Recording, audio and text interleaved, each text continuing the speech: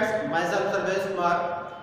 Last class हमने सीखा था कि जब हम किसी भी एसिड के सॉल्यूशन को या बेस के सॉल्यूशन को डाइल्यूट करते हैं या पर कंसंट्रेट करते हैं तो H+ और हाइड्रोक्साइड आयन कंसंट्रेशन कैसे चेंज होता है। तो आज हम पहले कुछ फार्मूला सीखेंगे, फिर हम चेक करेंगे किसी भी सॉल्यूशन का pH और pOH कैसे कैलकुलेट करते हैं, और किसी भी सॉल्यूशन को हम डाइल्यूट कर दें तो pH और pOH कैसे अफेक्ट होता है। तो उसके लिए हमें कुछ फार्मूला सीखने पड़ेंगे। तो सबसे पहले उन फार्मूलाज को हम सीखते हैं। तो पहला फार्मूला है एक मैथमेटिकल ऑपरेटर होता है लॉग, जिसके बारे में आप हायर क्लासेस में मैथ में सीखेंगे, आई थिंक 11th में सीखेंगे, बट थोड़ा सा बेसिक यूज हो रहा तो कुछ फार्मूलाज में यहाँ पर बता दें। तो एक मैथमेटिकल ऑपरेटर होता है लॉग e⁻b। तो जो भी पावर होती है लॉग की प्रॉपर्टी होती है कि उस प्रॉपर्टी से वो पावर बाहर हो जाती है। तो यहाँ पर क्या है, a की पावर b है, तो पावर क्या है b है, तो लॉग की प्रॉपर्टी से b क्या आ सकता है, बाहर आ सकता है। तो इसको हम लिख सकते हैं b log a। तो जो भी पावर होगी पावर को उठाकर बाहर लेके आ सकते हैं। अब देखिए एक और दूसरा फॉर्मूला हमने इसी से ड्राइव किया हुआ, log a⁻ c। तो जो भी पावर है विद साइन बाहर लेके आएंगे, पावर क्या है -c, तो -c बाहर लेके आएंगे, इक्वल टू होगा -c log a। तो ये कुछ फार्मूलाज हैं, कुछ प्रॉपर्टीज हैं जिनको आपको लर्न करना है। log a into b, यदि मल्टीप्लाई में है तो वो log में क्या हो जाएंगे, एडिशन में चले जाएंगे। log a into b equal to होगा log a plus log b। यदि डिवाइड में है तो माइनस में हो जाएगा। log a upon b equal to होता है log a minus log b। और log 10 की वैल्यू क्या होती है 1। ये आपको 5 प्रॉपर्टीज या 4 प्रॉपर्टीज भी बोल सकते हैं, इसी से ड्राइव किया हमने लर्न करने को। फिर से बोल दे रहा हूँ, क्या है पहला कि जो भी पावर है पावर लॉग की प्रॉपर्टी से बाहर आ जाता है। चाहे पावर पॉजिटिव हो तो बाहर आ जाएगा, नेगेटिव हो तब भी बाहर आ जाएगा। यदि मल्टीप्लाई कोई नंबर है तो लॉग की प्रॉपर्टी से किस में चले जाएंगे, प्लस में चले जाएंगे। log a into b equal to होगा log a plus log b। यदि डिवीजन में है तो हो जाएगा log a minus log b, और log 10 की वैल्यू क्या होती है 1। तो इसको समझने के लिए हमने कुछ प्रॉब्लम लिए, देखते जरा क्या है। Find out the value of the following, पहला log 100, दूसरा log 1000, तीसरा log 10⁻⁻4 और फोर्थ log 0.001। तो log 100 को हम क्या लिख सकते हैं बेटा, 10⁻2 लिख सकते हैं। तो हमने लिखा 100 को 10⁻2। अब ये वाली प्रॉपर्टी लगा दूंगा, log a⁻b, तो जो पावर है वो बाहर निकल जाएगी, तो जो 2 है वो प्रॉपर्टी से कहा जाएगा बाहर आ जाएगा। तो इसको क्या लिख सकते हैं 2 log 10, और log 10 की वैल्यू क्या होती है 1। तो अब यहाँ पर क्या लिख सकते हैं 2, और इसकी पूरी वैल्यू 1 2 1 कितना आ जाएगा 2। तो यहाँ से क्या हुआ, log 100 की वैल्यू हो गई 2। एक बार फिर से सीखते कैसे किया मैंने। 100 को क्या लिख सकते हैं हम 10⁻2, फिर ये वाला प्रॉपर्टी लगा जिसमें प्रॉपर्टी बाहर निकल गया, तो 2 बाहर निकल गया, आ जाएगा 2 log 10। अब ये वाला प्रॉपर्टी लगा, log 10 की वैल्यू कितनी है 1, तो log 10 की जगह में 1 प्लेस किया, 2 कितना आ जाएगा 2। अब 1000 कैसे निकालेंगे दूसरा देखते हैं। इसी प्रकार से बेटा जैसे हम 100 को लिखा था 10⁻2, उसी तरीके से हम 1000 को लिख सकते हैं 10⁻3। तो हमने लिखा log 10⁻3। अब log की पहली वाली प्रॉपर्टी लगाई जिससे पावर बाहर निकल जाती है, पावर बाहर निकल जाएगी, कितनी log 10, फिर से log 10 की वैल्यू कितनी है 1, तो log 10 की जगह 1 लिखेंगे तो आ जाएगा इसकी वैल्यू 3।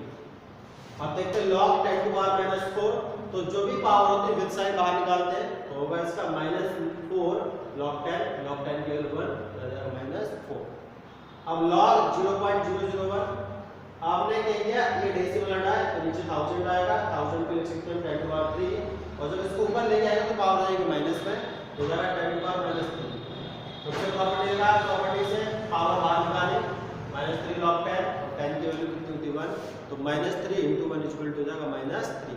तो ये फार्मूलाज बहुत इंपॉर्टेंट है आपको समझने के लिए, तो इसको आप बहुत अच्छे से नोट कर लीजिए और इसको समझ लीजिए, ठीक है। इसका बाद हम आगे देखेंगे pH और pOH कैसे कैलकुलेट करते हैं। अब कुछ और फार्मूलाज देखते हैं जिनका यूज हम न्यूमेरिकल प्रॉब्लम सॉल्व करने के लिए करेंगे।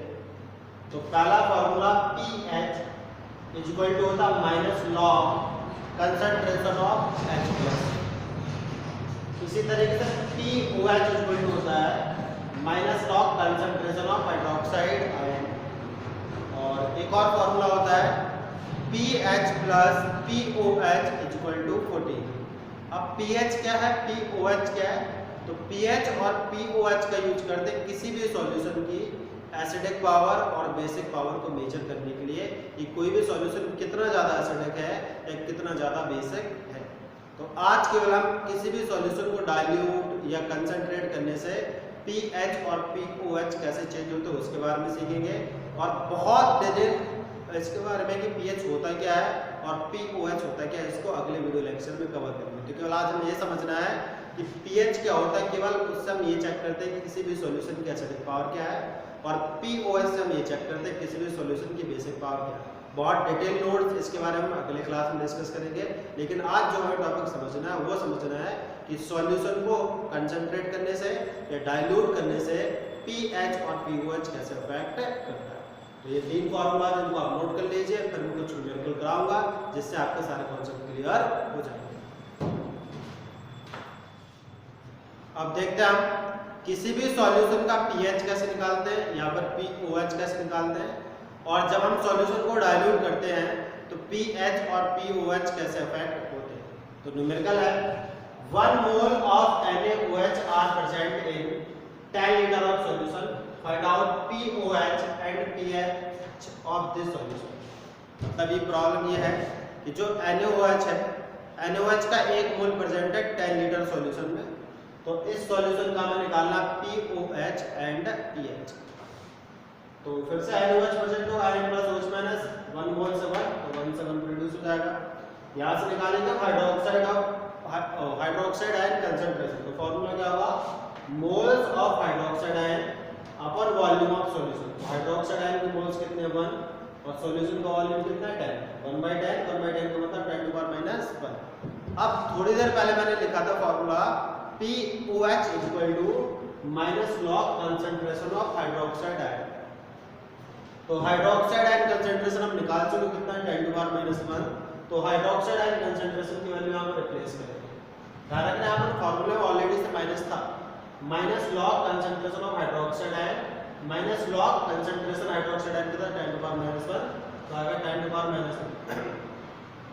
अब लॉग की प्रॉपर्टी लगाऊंगा जिससे जो पावर है बाहर निकल जाए, तो पावर है -1, माइनस पहले से था, पूरा पावर -1 बाहर निकल गया, क्या बचेगा यहाँ पर log 10, माइनस माइनस क्या हो जाएगा +1, और log 10 की वैल्यू होती 1, तो POH आ जाएगा यहाँ से 1।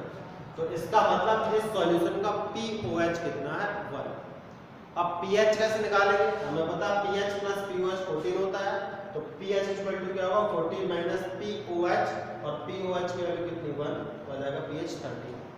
अब क्या कर रहे हैं हम, इस सॉल्यूशन को डाइल्यूट कर रहे हैं, तो जब इस सॉल्यूशन को डाइल्यूट करें तो पीएच या पीओएच कैसे चेंज होगा वो देखते हैं। यही सॉल्यूशन था, इसमें वॉल्यूम था 10 लीटर, मैंने और वाटर डाल के इसका वॉल्यूम कर लिया 100 लीटर, तो इसका वॉल्यूम कर दिया 100 लीटर, वाटर ऐड कर दिया। NaOH का मोल अभी भी 1 रहेगा। अब हाइड्रोक्साइड आयन कंसंट्रेशन क्या होगा, moles of hydroxide ion upon volume of solution. तो जो NaOH फिर से इसी तरीके से डिसोसिएट होगा, तो OH माइनस का अभी भी इसमें मोल कितने रहेगा 1 रहेगा। आप डिसोसिएट कर सकते हैं, बच्चे यहाँ पर करना चाहते हैं, लेकिन चेंज क्या हुआ, सॉल्यूशन का वॉल्यूम चेंज होगा। पहले था 10 लीटर, अब कितना होगा 100, तो कंसंट्रेशन आ जाएगा 1/100, और 1/100 को लिख सकते हैं 10 टू पावर माइनस 2, तो hydroxide ion concentration 10 to power minus 2। अब POH क्या होगा, तो POH equal to minus log concentration of hydroxide ion, और हाइड्रोक्साइड आयन कंसंट्रेशन कितना 10 टू पावर माइनस 2। लॉग की प्रॉपर्टी लगाएगा, -2 बाहर आएगा, माइनस पहले से था, -2 बाहर आ गया, माइनस माइनस क्या हो जाएगा प्लस हो जाएगा, और log 10 की वैल्यू कितनी होती है 1, तो 2 into 1 इक्वल टू हो जाएगा 2। तो अब POH कितना आ गया 2, तो pH कैसे निकालेंगे, pH इक्वल टू होगा POH 14 माइनस POH, POH की वैल्यू 2 रिप्लेस करेंगे तो pH आ जाएगा 12। तो इसका मतलब क्या हुआ कि हम किसी भी किसी भी बेस के सॉल्यूशन, किसका सॉल्यूशन है, बेस का सॉल्यूशन है, और बेस के सॉल्यूशन को डाइल्यूट करें तो POH क्या कर जाएगा, इंक्रीज कर जाएगा। देखो 1 था, 1 से हो गया 2, एंड pH डिक्रीज कर जाएगा, pH कितना 13 से कितना हो गया 12। ठीक है, पॉइंट क्या है, यदि हम बेस के सॉल्यूशन को डाइल्यूट करेंगे तो उसका pH इंक्रीज करेगा, और उसका pH क्या करेगा, डिक्रीज करेगा, और POH इंक्रीज कर जाएगा। इसको आप नोट कीजिए। अब एक और न्यूमेरिकल देखते हैं हम। यहाँ पर हम एसिड का सॉल्यूशन लेंगे और उस सॉल्यूशन को डाइल्यूट करेंगे, फिर हम चेक करेंगे कि पीएच और पीओएच कैसे अफेक्ट है। तो प्रॉब्लम है 0.5 mole of H2SO4 are present in 100 litre of solution, find out pOH and pH of this solution. तो H2SO4 का मोल है 0.5 और वॉल्यूम है 100 लीटर। H2SO4 इस तरीके से ब्रेक होता है, 1 मोल से मिलते हैं 2 मोल, तो 0.5 से मिल जाएंगे 1 मोल। तो अब हम निकाल लें कंसंट्रेशन ऑफ H+, क्योंकि हमें यहाँ पर H+ के बारे में पता है, हाइड्रोक्साइड आयन के बारे में कुछ पता नहीं। इससे पहले वाले में किसके बारे में पता था?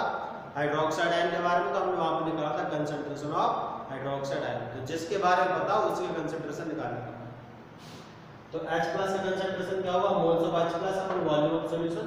तो H+ के मोल कितने? 1, सॉल्यूशन का वॉल्यूम 100, तो 1/100 इक्वल टू 10⁻²। तो H+ का कंसंट्रेशन होगा 10⁻²। अब जब H+ का कंसंट्रेशन पता तो हम pH निकाल सकते हैं। pH का फॉर्मूला क्या होता है? Minus log concentration of H+, और H+ कंसंट्रेशन कितना? 10⁻²। लॉग की प्रॉपर्टी से -2 12 आएगा, माइनस पहले से था, -2 आ जाएगा लॉग 10, माइनस माइनस हो जाएगा पॉजिटिव, तो आ जाएगा 2, लॉग 10 की वैल्यू 1, तो pH आ जाएगा 2। pH आ गया 2 और आपको फॉर्मूला पता है क्या होता है? pH + pOH = 14, तो pOH = क्या होगा? 14 - pH, तो pH आ जाएगा यहाँ से 12। ठीक, अब क्या कर रहे हैं? सॉल्यूशन को हम डाइल्यूट कर रहे हैं। डाइल्यूट कैसे कर रहे हैं? इसमें खूब सारा वाटर और ऐड कर रहे हैं। वाटर इतना ऐड किया जिससे कि इस सॉल्यूशन का वॉल्यूम होगा 1000 लीटर। तो H2SO4 के मोल में तो कोई फर्क नहीं आएगा, तो इसी तरीके से H2SO4 यहाँ पर भी डिसोसिएट हो जाएगा, जगह नहीं थी इसलिए यहीं से समझ लेना। तो H+ के मोल अभी भी क्या रहेगा? 1 रहेगा। तो यहाँ पर फिर से निकाल ले बेटा हम कंसंट्रेशन ऑफ H+, तो फॉर्मूला क्या होगा? Moles of H+। तो जब H2SO4 के मोल्स में कोई फर्क नहीं आया तो H+ के मोल में कोई फर्क नहीं आएगा, तो H+ के मोल अभी भी क्या रहेगा? 1। लेकिन सॉल्यूशन का सॉल्यूशन का वॉल्यूम चेंज हो गया। पहले था 100 लीटर, अब होगा 1000 लीटर, तो 1000 से डिवाइड करेंगे तो यहाँ से H+ का कंसंट्रेशन आ जाएगा 10⁻³ फिर से pH लगाएंगे। pH क्या होगा? Minus log concentration of H+ concentration कितना? 10⁻³ तो सीधे रिप्लेस किया, -3 लॉग की प्रॉपर्टी से बाहर आ जाएगा, माइनस और -3 रहेगा, माइनस माइनस पॉजिटिव हो जाएगा। ठीक, और log 10 की वैल्यू कितनी? 1, तो यहाँ से pH आ जाएगा 3 और pOH निकाल लेंगे यहाँ से हम 14 - 3 करके 11। तो यहाँ से हम क्या देख रहे हैं कि जब हम एसिड के सॉल्यूशन को डाइल्यूट कर रहे हैं तो pH क्या हो रहा है? इंक्रीज कर रहा, और pOH क्या हो रहा है? डिक्रीज कर रहा। और जब हमने बेस के सॉल्यूशन को डाइल्यूट किया था तो pOH इंक्रीज कर रहा था और pH डिक्रीज कर रहा था। तो इसको आप नोट कर लीजिए, फिर मैं समराइज कर दूंगा लास्ट में।